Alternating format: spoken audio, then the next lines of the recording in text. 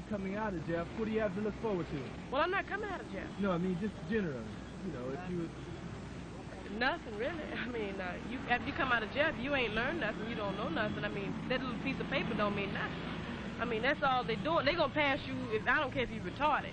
You know, you can be dumb as ace of spades, you know. They gonna graduate you anyway. What you gonna do with it? What am I gonna do with math? With math, yeah. What I'm gonna do with math, what I'm gonna go into is for the police force. That's the academy that I'm going in. You gonna be a policeman there? I'm gonna try it. What you gonna take? I'm gonna be a nurse, a male nurse. Yeah.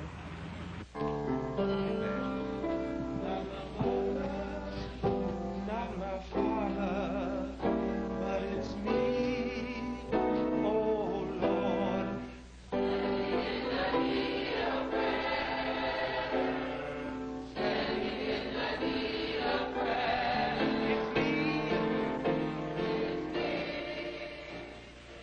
I used to watch television a lot, you know, and all I would see is a white man using guns in order to defeat the Indian. Everywhere I turn, you know, they use violence, you know, wars to win over things, you know.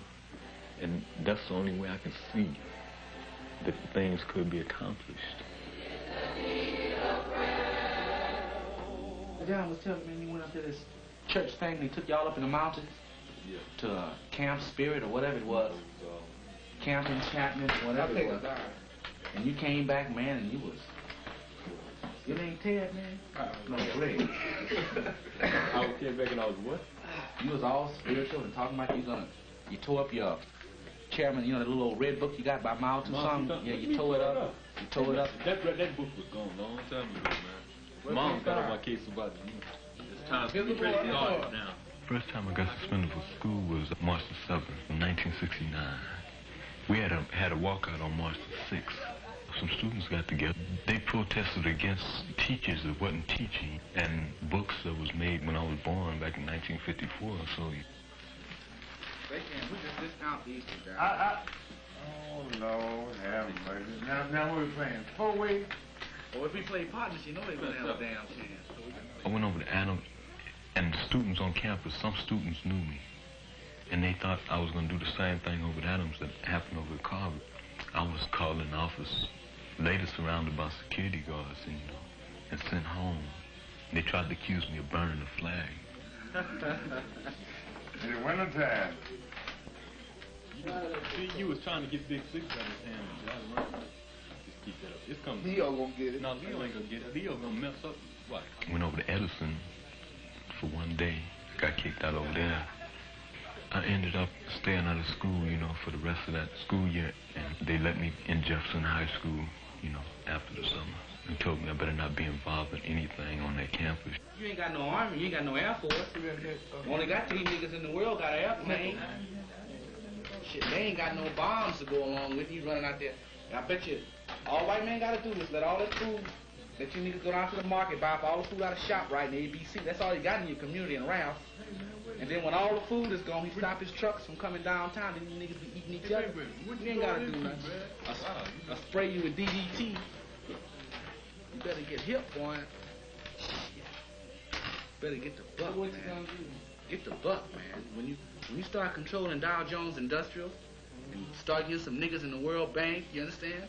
And get some niggas up there in Westinghouse, and every time the president want to raise the price of gold, he got to call 12 of us in and 6 of them, then we saying something. I have 2 brothers besides myself and a stepsister. One brother's 21 now. He's in the Marine Corps.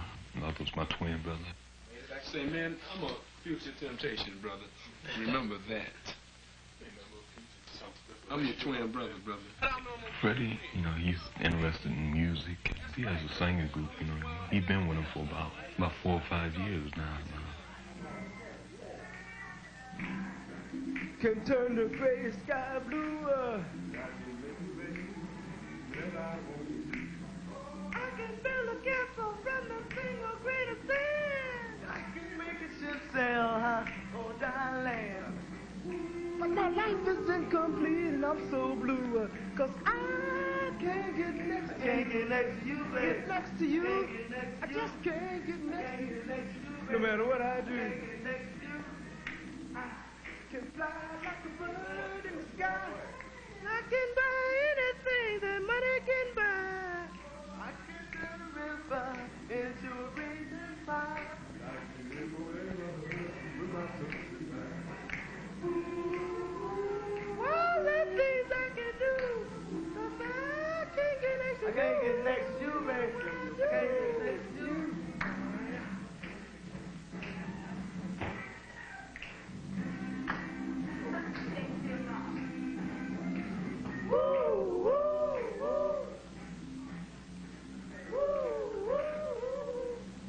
It's a lot of people that mess with reds in the community, but they usually, you know, take them at night, you know, and at parties when they get ready to go to parties. But I see young brothers and sisters, you know, smoking weed all day, you know, at school, you know, at night, you know, and just about wherever I go, you know. But usually in the daytime, it's only a small minority of black young people, you know, that take reds, but they would smoke marijuana. Y'all plan to make marijuana legal. At first, when the marijuana was in the black community and the Chicano community, they'd say, well, just control them, you know. But then when the white people start seeing their white kids use marijuana and say, hey, this cow gonna put my kid in jail, we gotta do something about this. So they can say, let's make marijuana legal. Marijuana, I believe if people want to use it, you know, if they dig on getting high, you know, and everything, well, you know, it's them. I guess I'm just this type of person, you know. I don't like to get in no kind of position where I can't, you know, think properly. When something take effect on me that I don't understand, it's a feeling, you know, I just can't stand it. I tried it, you know, 3 times. You know, I wasn't myself, and it seemed like I couldn't come back to myself right then. I guess I wasn't used to it, and I was kind of scared of it in a way.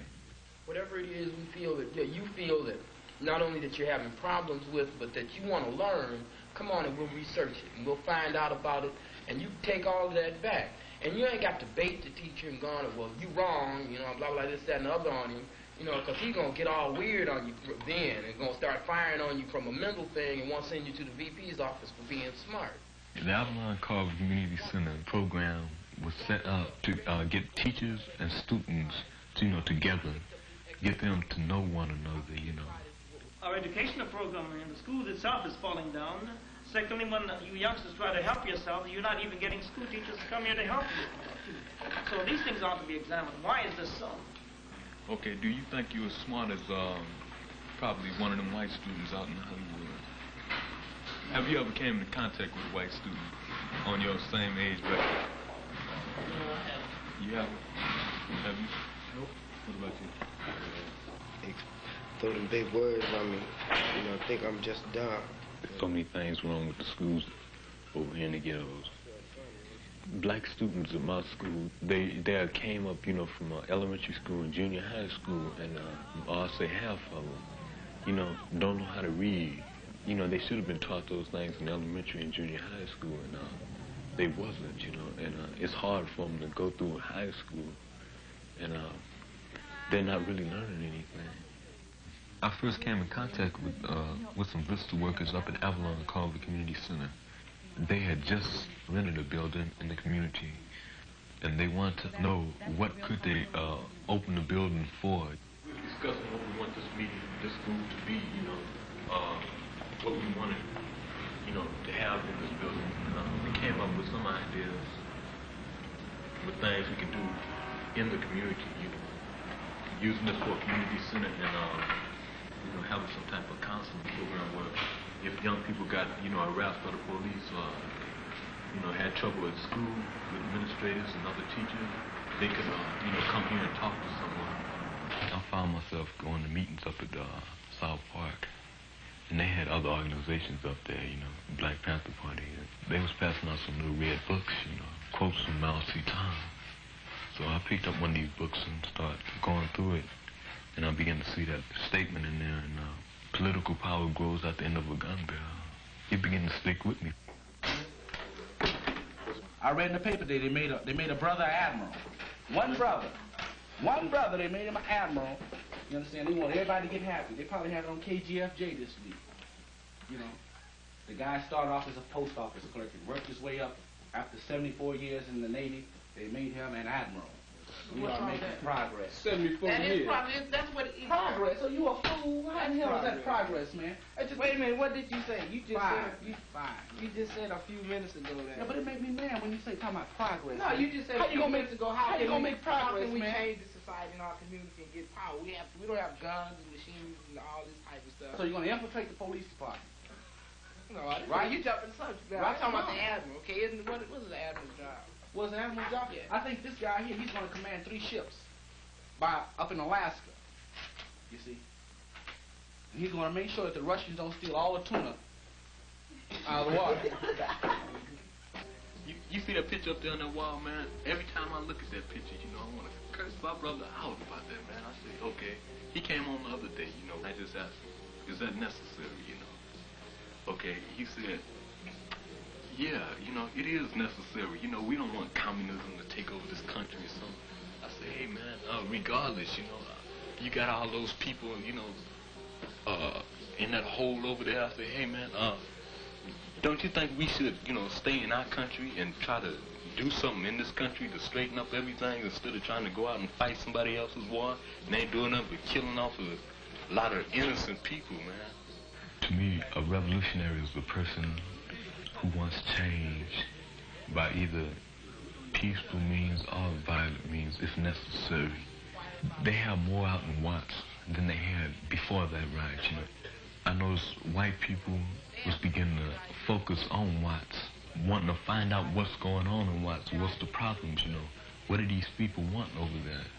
And they was beginning to do something because they were scared. They didn't want it to happen again. That's why I believe violence worked there. The Black Panther Party started off, but every little youngster I see wanted to be a Black Panther, you know. But it seems like now, you know, they fighting against each other. See, the pigs or the police department, or y'all not used to that language, so I use police department. No, see, they Everybody, somebody's a rookie or something. You know what's going on. That's right, the Irvines, man. the pig, The fascists. right on, man. The dog, whatever you want to call it. The police department, the pigs. And you know they ripped off all the Black Panther leaders, man. So the ones that's there, you know, yeah, they good followers, and no, they not leaders, man. See, they stopped the free breakfast program. You just said they had all the leaders. Maybe that's all they need, another leader. Another leader ain't gonna do nothing but get ripped up again, send to prison, or get shot or something. We'll get more and more and more. Hey, man, how far can we go? You got to. It's got to start somewhere. Hey, man, look, We've been starting, that's the whole point. We've been starting all types of places, man. Starting. No, starting to How be about destroyed.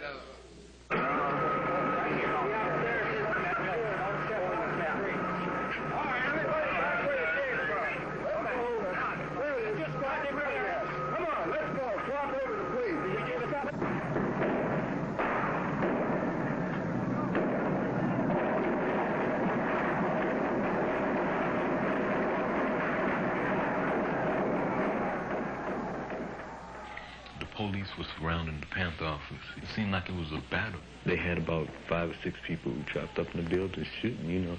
And whenever the Panthers brought out, you know, they brought out something bigger, you know. I even seen a tank rolling up the street with police department on it. When I went down to the Panther office a couple of days later, you know, they helped clean out the building. When I went up there, I had to wear a gas mask because the fumes were so strong. I seen bullet holes all in the walls, you know. We had a group outside. I said about 200 or 300, you know. A police car came around, and a man got up out of the car and said that this was an unlawful assembly, you know, would you please disperse? The people didn't leave, you know. So the police, they got out of their cars, and they started beating heads again. And one of the sisters that was out there was Angela Davis. She got beat that night. From that incident, I realized that we can't use the gun because if we pick up, you know, a 45, you're going to pick up a rifle. You know, if we pick up a rifle, you're going to use a tank. So I guess we're just going to have to wait. Oh,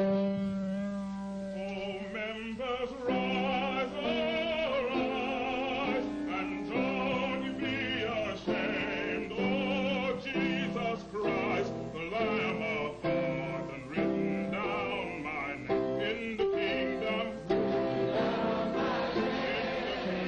I think for myself, you know, and regardless to what other young people think, you know, I think I judge from experience, you know.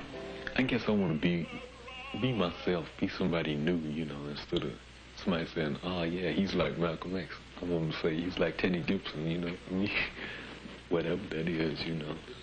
Come out to the house of God. And as we come, Master, we know that it's no goodness of our own, but it's by the grace of God that thou hast brought us this far. We pray, Master, for the blessing upon each and every one which is in the building.